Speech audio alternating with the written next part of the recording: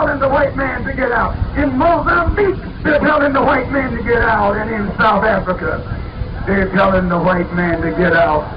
And he says he's not going, but he got another thought coming. He's going. He'll either walk out or swim out in his own blood. He'll walk out of his own volition, or he'll swim out in his own blood. Because the black man has awakened, and the black man has united.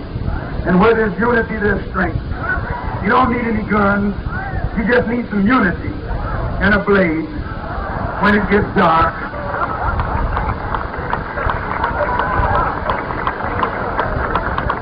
You don't need any jets. You don't need any atomic bombs. You don't need any battleships. All you need is darkness. You need nightfall.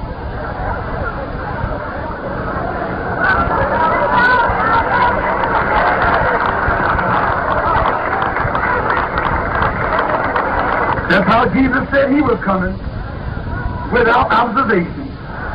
He's going to sneak up on you. So be like Jesus. Sneak up on them. Wait till it gets dark. Wait till they can't see you, so they don't recognize you and won't know you.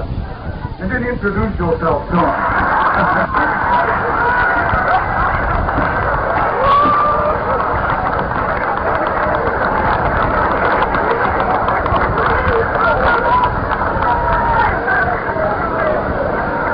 But always be fair with them. Do unto them as they did unto you. That's fair. That's justice. That's equality. That's how you equalize the situation. I know they don't want to hear me say that. But I'm telling you the truth. When the white man drafts you in his army and trains you how to fight his enemy. Well, that's what you're supposed to do. Fight an enemy. I don't blame him for doing that. But you're also supposed to know how to fight your enemy. And you fight your enemy just like he fights his enemy. You don't spare no blows. You don't spare no quarter. He doesn't spare any quarter. He's not merciful. He dropped the bomb on Hiroshima. 80-some thousand people died just like that. He didn't care. Women and children, he didn't care. They were his enemies. No prayer, no mercy, no nothing. He just wiped them out. You can learn a lot from the white man. Put it on him. Put it on him. Put it on him. We must be separated from the American white man and return to our own land and our own people. This is the only solution. But just as the biblical government of Egypt under Pharaoh was against Moses, because Moses had been directed by God to separate the Hebrew slaves from Pharaoh and lead them out of the house of bondage to a land of their own. Today, this modern house of bondage, America, under the authority of the American government, opposes the effort to separate us from the people here who made us their slaves and lead us to a land of our own. This government opposes the effort to wake our people up. The government opposes efforts to clean our people up. And the government opposes efforts to stand our people on our own feet so we can walk out of this house of bondage to our own land and to our own people. And just as the government of biblical Egypt was against the God of the Hebrew slaves, today the American government is against the God of the Negro slave. And just as that Pharaoh tried to trick the Hebrew slaves into rejecting the offers of salvation from their God by deceiving them with false promises through magicians whom he had hired, who were carefully staging demonstrations to fool the people. Today this government is paying certain elements to deceive you, to deceive us, into thinking that we're going to be accepted into the mainstream of American life. You'll never be accepted into the mainstream of American life. You will never get equality in America from the white man. You will never get justice in America from the white man. You will never get freedom in America from the white man. You will never be accepted in America by the American white man as a human being. The government is deceiving you with false promises, so you won't want to return to your own land and your own people. The government propagandists are telling you, stay here. Don't listen. And if you don't listen, they tell you they'll desegregate the lunch counter.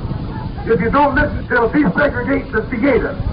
If you don't listen, they'll desegregate the park or desegregate the public toilet. Imagine that. If you don't listen, you'll have a chance to go to the toilet with white folks. Wow, you're out of your mind.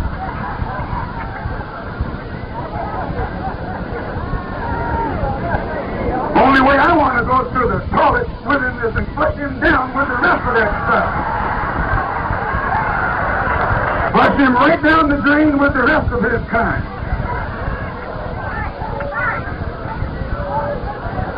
They tell you that if you don't listen, we'll give you more civil rights bills. You hear the difference? Civil rights bill. They're going to give you another bill and another bill and another bill, and that's all you get is the bill.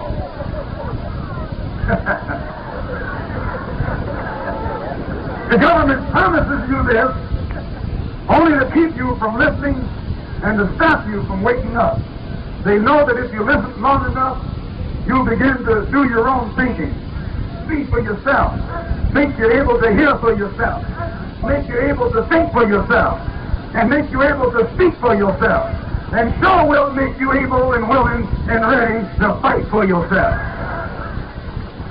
Whenever you have become fed up with the white man's brutality, and you get set to take matters into your own hands in order to defend your own people, this same hypocritical government tries to pacify you with deceitful promises of tricky civil rights legislation that is never designed as a true solution to your and my problem. Civil rights legislation will never solve our problem. The white liberals are nothing but political hypocrites who use our people as political footballs, only to get bills passed that will increase their own power. And the present proposed civil rights legislation in Washington, D.C. is designed to do nothing but give the present administration in Washington dictatorial power and make America a legal police state. But it will still never solve our problem. It'll give them power, but still you and I will be here catching hell. And this is what you must see.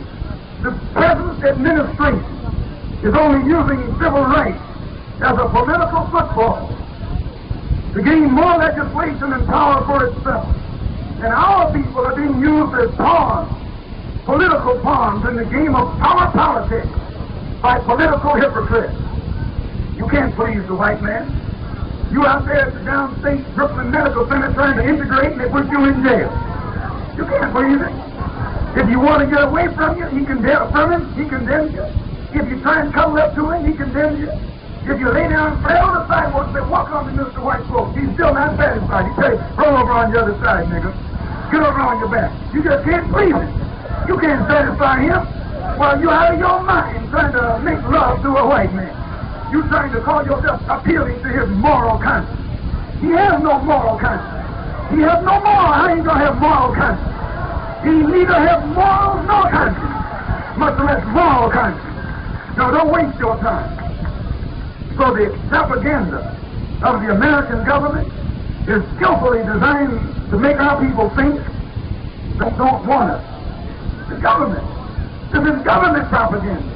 This is government skullduggery. Yes, I'm telling you what it is. You don't have nothing put in the paper today that's not government control. Propaganda. They believe in propaganda.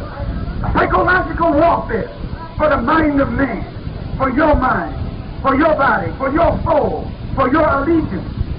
Propaganda warfare. Propaganda is constantly being put upon you by the newspapers, by the television, by the magazines, by comic books, by everything designed to brainwash you into thinking that if you stay here, someday you'll have it made.